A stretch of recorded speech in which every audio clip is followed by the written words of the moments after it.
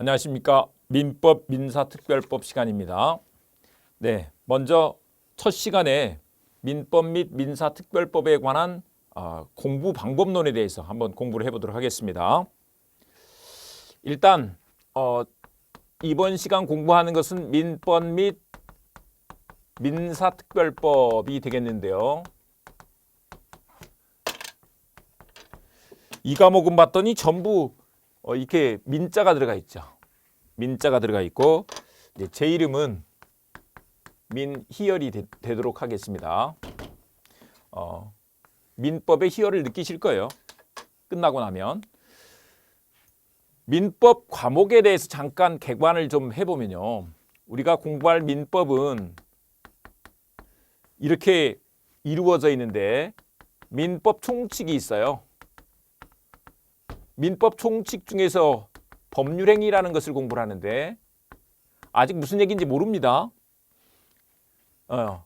그걸 공부를 하게 될 것이고 물권법이 있고요.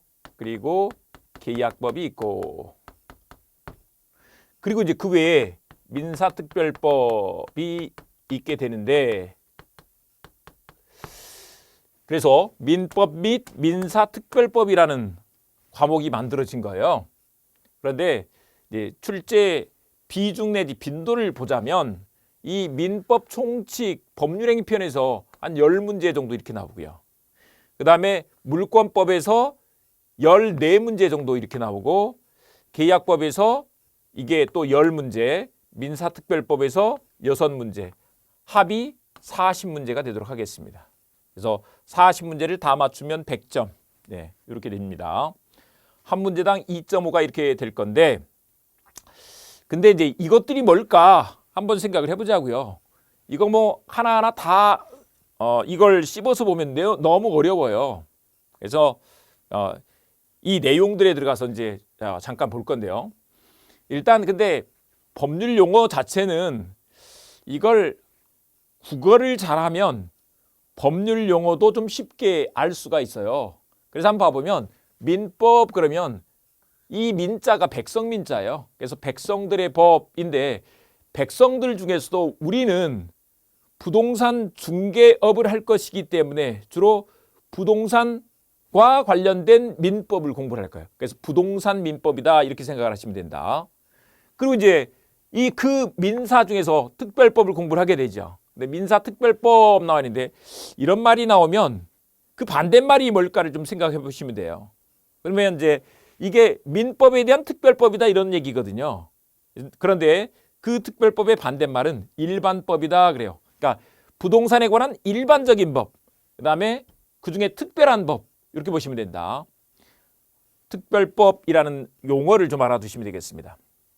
그런데 이제 여기서 물권법 그러면 물권에 관한 법이 되고 계약법 그러면 계약에 관한 법이 된다 이런 얘기입니다. 일단 민법 시험 과목의 그 구성이 이렇게 돼 있다라는 것이고 근데 이런 사례를 가지고 잠깐 한번 공부 방법론에 대해서 한번 생각을 해보도록 하겠습니다. 가장 대표적인 예가 될 텐데 일단 이제 우리 민법 공부를 하면 갑, 을, 병 이런 사람들이 많이 나와요. 뭐 갑을 관계 이런 것들이 많이 문제되지만 갑, 을, 병 이렇게 많이 나오는데 시험 문제도 그렇게 나오니까 알아두셔야 돼요. 갑이라는 사람이 X 부동산을 가지고 있는데 부동산 그러면 토지와 건물을 말한다 그래요. 토지, 건물이 부동산인데 X 부동산 매매를 이 갑, 을 간에 한 거예요. 근데 여기 파는 사람을 매도인이다 이렇게 말한다. 매도인. 이제 용어를 익숙하게 해 가셔야 돼요. 근데 뭐 일단 처음에는 지금부터 이거 다 모른다고 해서 막 스트레스 받거나 이러실 필요는 없어요. 나중에 가면 너무나 다 당연히 아시게 되는 거니까 반복해서 아시게 되는 거니까 고민하실 필요는 없다. 사는 사람을 매수인이다 이렇게 말한다. 그래서 이 매매 계약을 맺어서 을이 그걸 살려고 하잖아요. 이랬을 때 이걸 이제 부동산 등기를 하게 되면 돈 주고 등기를 하게 되면 이때 매수인 소유권을 취득하게 되죠. 이 과정을 우리가 다 공부를 하는 거예요. 그러면 이제 저쪽에 우리 공부한 것들을 중심으로 한번 봐보면 보세요.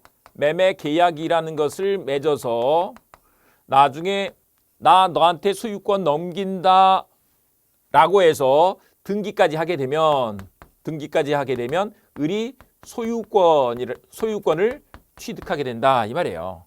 근데 이 소유권이 뭐냐면 그 X라는 물건에 대한 권리가 되거든요. 그래서 이게 물권이 되는 거죠. 소유권이 물권. 그래서 그 물권에 관해서 다루는 것이 뭐다? 물권법이다 이 말이에요. 그리고 이제 매매 계약을 맺으니까 이렇게 된 거잖아요. 이게 계약법이 된다 이 말이에요. 그래서 계약법과 물권법 이렇게 이루어져 있죠. 그런데 여기에 계약법이나 물권법이나 공통해서 이 공통적으로 문제되는 것들이 있어요. 그런 것들을 민법 총칙에다가 한꺼번에 규정을 해둔 거예요. 그래서 민법 총칙이 이건 공통된 것들이다. 총칙 그랬으니까 이거 총 다 적어놓은 거예요. 총에서 다 적어놓은 거다. 요게 민법 내용이에요. 그러니까 민법 그러면 민법 총칙, 물권법, 계약법 이런 식으로 이루어져 있다. 이렇게 보시면 되겠습니다. 그래서 이런 식으로 가시면 되는데 그런데 이제 민사특별법은 거기에서 좀 더 특별히 요게 민법이 되겠고 거기서 좀 특별히 다뤄야 될 것들이 있어. 그걸 민사특별법으로서 공부를 한다 이 말입니다. 네, 이 기본적인 내용을 이렇게 정리를 해두고 그런데 이제 민법을 어떻게 공부를 할 것인가에 관한 문제가 될 건데 이제 요건 좀 재미없는 것일 수도 있는데 이걸 한번 봐보자고요. 이 매매 계약을 맺고 등기를 해서 을이 소유권을 취득하게 되는데 이 과정을 법에서 이렇게 해야 된다 저렇게 해야 된다라고 규율을 하고 있겠죠. 이제 그것이 조문이라는 거죠. 그래서 민법 그러면 민법은 이게 조문에 관한 문제다라는 거예요. 사실 이 조문으로 이루어진 집이 민법인 거죠. 조문이라는 재료를 써서 민법이라는 것을 만든 거다. 이렇게 생각하시면 된다. 근데 집을 지을 때 그냥 우리 아무렇게나 지은 게 아니고 그 재료를 이렇게 잘 정리정돈을 잘 해서 이렇게 했을 거 아니에요. 그러니까 이게 굉장히 체계적으로 만들어져 있어요. 그런데 이제 조문을 가지고 규율을 하고 있는데 만약에 저기서 갑이나 을이 계약을 맺어놓고 나중에 딴짓을 해. 그래서 말을 안 듣는단 말이에요. 그럼 이거 어떡하지? 그때 이제 우리가 소송을 하게 됐잖아요. 이제 소송을 하게 되면 법원에서 판단을 내려줘. 그래서 이런 사건들은 이렇게 하는 게 맞고 저런 사건은 저렇게 하는 게 맞다라고 해서 판단을 내려준단 말이에요. 그게 이제 판결이에요. 판결을 내리는데 그게 이론적으로 의미가 있어. 그러면 그걸 뭐라고 하느냐? 판례라고 이렇게 말한다. 그래서 조문과 판례 이런 용어들을 보시게 되는 거예요. 판례는 판결에서 이론적인 부분을 뽑아놓은 거 이렇게 생각을 하시면 된다. 근데 참 여기서 계속 용어들이 좀 나오는데 처음에 들을 때는 이거 낯설어요. 잘 몰라요. 이런 거 생각해 보시면 돼요. 우리 요즘 이제 젊은 예전에는 뭐 야구라든지 스포츠, 뭐 축구 이런 것들 다 남자 위주로 이렇게 다 남자들이 주로 즐기고 이렇게 했었는데 요즘은 이제 젊은 여성분들 뭐 아니면 가족 단위로도 야구장에도 많이 가고 한단 말이에요. 근데 처음 간 사람들은 그 룰을 모르고 그다음에 그 야구라는 게 뭔지 그 스포츠를 모르니까 되게 어려운 거예요. 근데 어떻게 하면 아느냐? 자주 가서 보면 되는 거예요. 자주 가서 보면 그러면 이렇게 되는구나 저렇게 되는구나 알아가는 거거든요. 그러니까 그런 식으로 생각을 해두시면 된다. 이런 용어 나오는 것들 처음에는 낯설지만 나중에 가면 너무 당연한 거야. 그러니까 그래서 우리가 이 과정이 끝나고 합격할 때쯤 되면 아무것도 아닌 게 되니까 막 스트레스 받거나 이러실 필요 없다.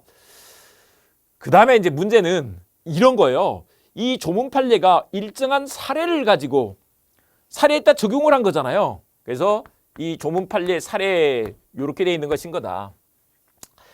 이 조문 판례를 가지고 사례를 풀어가는 거예요. 조문 판례를 가지고 사례를 풀어가. 그런데 이제 이런 것들이 나중에 시험에서는 민법 시험에서는 어떻게 나오느냐? 이제 이게 지문으로 돼서 이렇게 그냥 나오기도 하고 그다음에 이게 그냥 사례형으로 이렇게 나오기도 한다는 거예요. 근데 사례형으로 나오는 것들이 요즘 비중이 많이 이제 올해 시험에서는 좀 적었지만 그 전에 시험에서는 굉장히 내용들이 많았었단 말이죠. 그래서 이 사례형 요것들을 보시면 된다. 근데 사실 공부를 하는 데 있어서도 이 사례를 가지고 공부를 해보면 아, 이렇게 풀어가는 게 맞겠구나 하는 것들을 조문에다가 규정을 해놨어요. 그리고 조문에 그 규정된 내용을 판례가 그걸 받아서 그래 이게 맞아 라고 풀어주는 거란 말이에요. 아셨죠? 그러니까 이거 상식적인 내용을 가지고 공부를 하시면 된다는 것입니다. 그래서 이제 이 시험이 이렇게 나오는데 그러면 이 시험에 합격하기 위해서 어떤 공부 방법을 택해야 되느냐 이 말인데 이 공부 방법론으로 가셔서 봐보시면 이제 이런 거예요. 이 조문 판례가 아까도 말씀드렸지만 이게 그냥 단순히 조문들을 이렇게 막 쫙 집합시켜가지고 그냥 막 섞어놓은 게 아니고 이걸 체계적으로 딱 논리적인 순서에 따라서 맞춰놨단 말이에요. 그래서 어떻게 해야 되느냐. 첫 번째, 체계적인 학습을 해야 된다는 거예요. 체계적인 학습을 공부를 해야 된다. 이런 얘기입니다. 근데 이 체계적인 학습 이렇게 얘기를 하고 있지만 사실 처음부터 그 논리적인 것들을 다 아실 수는 없어요. 근데 그리고 이걸 한 번 들어가지고 그 내용을 다 아는 사람 같으면 그 있을 것 같은 그런 또 생각이 착각이 들 때가 있어요. 근데 그런 사람은 없단 말이에요. 강의를 하고 있는 저도 처음에는 다 머리 빠져가면서 막 쥐어뜯으면서 이렇게 공부를 했지 그냥 한 방에 그냥 쫙 알았거나 이런 게 아니란 말이죠. 그래서 뭐 체계적인 학습 이런 거에 스트레스 받을 필요 없다. 근데 이제 뭐냐면 이게 이런 사례를 가지고 이 조문 판례를 풀어가다 보면 이해가 돼요. 그거 맞아. 이해가 되는 거예요. 이해를 하면 돼. 그런데 이제 시험은 이 시험 문제가 있기 때문에 문제가 되는데 시험은 또 어떤 문제가 있느냐면 암기의 문제가 있단 말이에요. 사실 마지막에 가면 암기를 해야 돼. 그런데 처음부터 이렇게 암기를 다 하려고 하면 야 이것도 또한 너무 어려운 문제죠.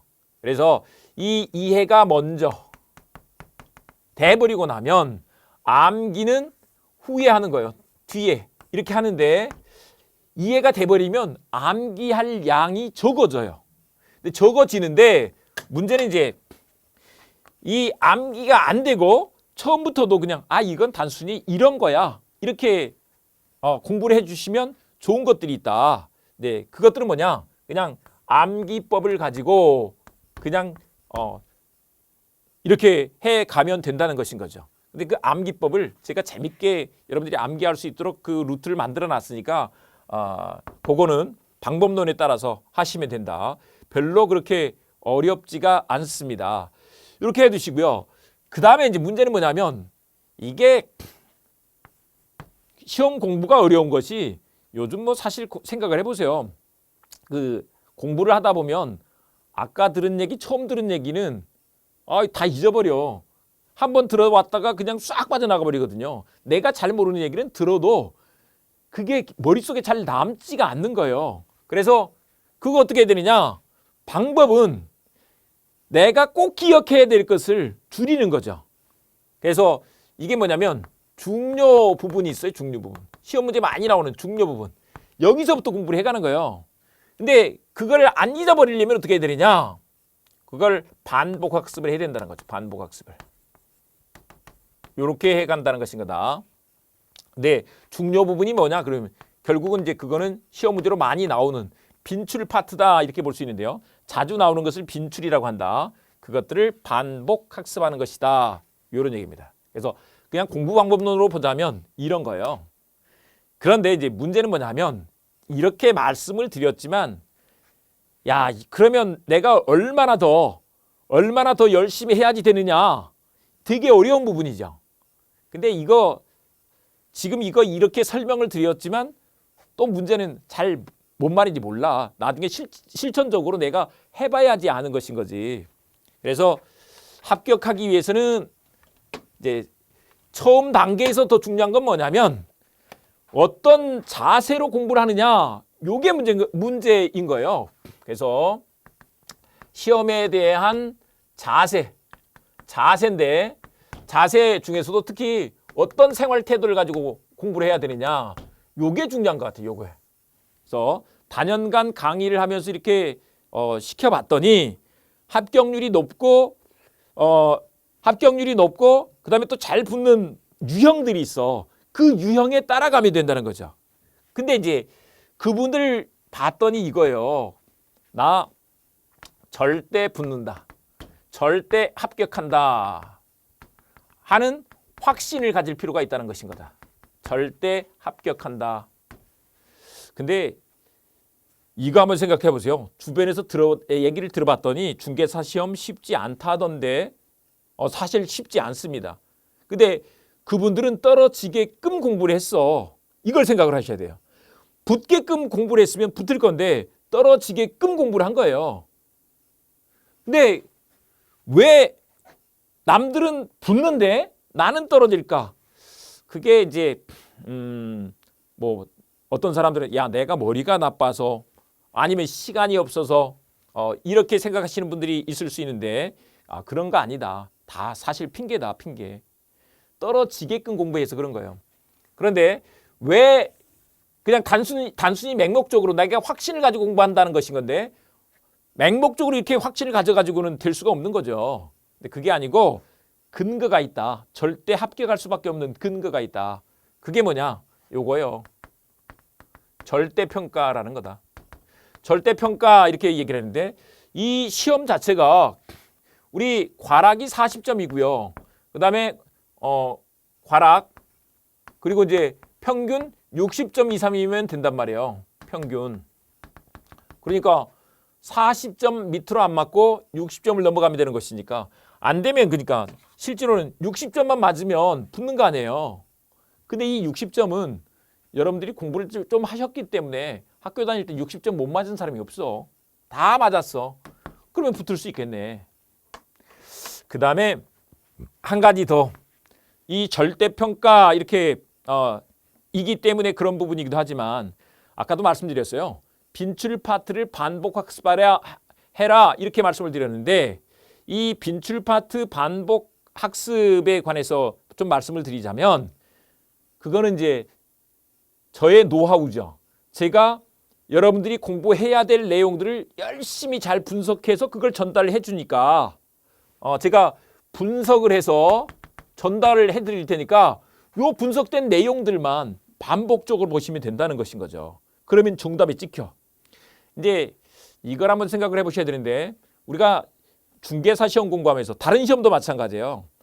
뭐냐면 이 민법이나 민사특별법에 나와 있는 이 내용들을 내가 다 알아서 붙겠다 이런 게 아니고 가장 간단히는 60점 맞게끔 공부를 해서 아니면 여기서 60점이라고 얘기를 했습니다마는 60점이 아니라 70점, 80점을 맞아서 이 붙을 수 있게끔 이렇게 공부를 하는 것이고 그 다음에 이제 그 분석된 내용들을 가지고 공부를 하는 것이니까 충분히 합격할 수 있다는 것인 거죠. 그래서 이 확신을 갖는 것이 맹신이 아니고 요게 충분히 그런 지금까지 그렇게 검증되어 왔다는 거 이것을 보시기 바랍니다. 그런데 이제 두 번째 중요한 것이 뭐냐면 두 번째 중요한 것이 여러분들 이거예요. 중요한 것은 확신이 있어도 이게 인내다. 인내가 필요해요. 인내 이렇게 말을 하는데 중요한 게 뭐냐면 끝까지 공부를 한다는 거예요. 우리가 이제 가다 보면 뭐 중간에 집안에 뭔 일 있고 그리고 또 내가 공부하다 보니까 몸이 아프고 이래가지고 공부를 못하는 경우들이 있단 말이에요. 그래서 중간에 이 포기를 해버리는 경우들이 많이 있는데 그러면 안 된다는 거다. 그래서 끝까지 하시는 게 중요한 거다. 그래서 인내가 참 중요하다. 포기하면 안 돼. 포기하면 절대 합격할 수가 없죠. 절대 합격할 수가 없는 거예요. 그래서 포기만 안 하면 붙는다. 이거 막판까지 이 법칙이 그대로 적용되는데 지금 우리가 이제 스튜디오에서 이 강의를 하는 것은 여러분들이 인강으로 이렇게 따라오고 있는 것이기 때문에 이걸 계획을 세워서 끝까지 달리는 게 중요한 거다. 그 다음에 조금 더 한 가지 더 말씀드리자면 이 민법 시험과 관련해서 이 민법을 내가 완전히 정복해야 되겠다. 또는 뭐 완성해야 되겠다. 이런 생각하지 말자 이런 얘기입니다. 정복, 완성의 문제가 아니다. 이럴 필요 없어요. 우리가 학문을 하는 게 아니라고요. 학문을 하는 게 아니야. 그냥 중개사 시험 공부를 하는 거예요. 시험. 그래서 시험답게 공부를 해야 된다는 거죠. 이런 자세가 반드시 필요하다. 근데 시험은 뭐냐면 결국은 내가 합격하는 거거든요. 그냥 이렇게 해서 한번 생각해 보세요. 이거 오락 게임으로 한번 생각을 해보세요. 오락 게임으로. 게임에서는 득점을 하면 돼. 중요한 게 그거다. 요즘 뭐 축구하고 있지만 아무리 과정이 좋아도 골 못 넣으면 아무 의미가 없잖아요. 골이 들어가야 돼. 그렇게 생각을 하셔야 된다. 그래서 이게 학문스럽게 공부를 하면 안 된다. 요거는 이게 어떤 시험에서도 다 마찬가지예요. 예를 들면 이제 고시라고 하는 뭐 사법시험, 변호사시험 여기에서도 그것을 학문을 하는 게 아니고 시험 공부를 하는 거란 말이에요. 그러면 시험에 맞게 공부를 해야 된다는 것인 거다. 중개사 시험도 마찬가지예요. 그래서 중개사스럽게 중개사 시험처럼 시험에 합격하게끔 이렇게 공부를 해야 된다라는 것입니다. 네, 요 정도 말씀을 드리고요. 그런데 저는 저쪽에서 민법 공부 방법론에 대해서 이렇게 말씀을 드렸는데 민법 공부 방법론은 나중에 이제 공부를 해보면 이게 그래서 이런 말씀을 하셨구나 했구나 이렇게 아시는 거고 그래서 이게 지금 와서 닿지가 않아요. 근데 중요한 건 뭐냐면 요거다 요거. 일단 이 자세가 처음에 더 중요한 거다. 그래서 생활 자세를 잘 갖추고 있어야 붙는다. 그리고 이제 지금 우리 강의하고 있는 교수님들 민법 미니얼 그 외에 이제 뭐 개론 또 그 외에 2차 다른 과목들까지도 우리 교수님들이 잘 인도해서 끌고 가고 있으니까 그 과정을 끝까지 잘 밟겠다 이렇게 생각을 하시고 보시면 된다 이런 얘기입니다. 그래서 요걸 강조하고요. 그 다음에 이제 입문 강의로 와서 잠깐 좀 말씀을 드리자면 입문 강의에서는 절대 욕심을 내지 말자. 입문 강의에서는 욕심을 내지 말고 이걸 내가 완전히 다 알아야지 하면서 완전히 그 책 내용을 다 파악하려고 하면 가다가 지쳐버린다. 그래서 우리가 지금 말씀드렸던 요거죠. 민법 및 민사특별법이 이 과목인데 그 민법 전체를 그냥 한번 개관한다. 이렇게 생각을 하시면서 처음에 들을 때는 이 용어 자체가 낯설단 말이에요. 그래서 법률 용어 이것들을 알아가는 게 중요하다. 근데 법률 용어라는 것은 그냥 법률가들이 우리 이런 용어로 우리 통일해서 쓰자. 그냥 약속인 거예요. 약속. 근데 이 약속도 한문으로 이루어져 있기 때문에 한문을 조금 알고 국어를 알면 국어를 가지고 만든 거니까 알게 된단 말이죠.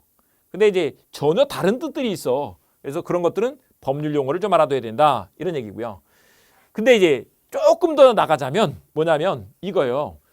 우리가 민법, 총칙, 물권법, 계약법 그리고 민사특별법, 민사특별법이 5가지가 있는데 거기에 그 법들이 왜 만들어졌는가? 그 법들이 왜 만들어졌는가? 이 취지 정도만 좀 알고 가면 입문 강의는 성공이다. 이렇게 말씀드리고요. 근데 입문 강의 다음에 우리가 기본서 가지고 기본 강의를 하게 될 거예요. 이제 강의의 가장 핵심적인 거, 요거는 이제 기본 강의가 될 거예요.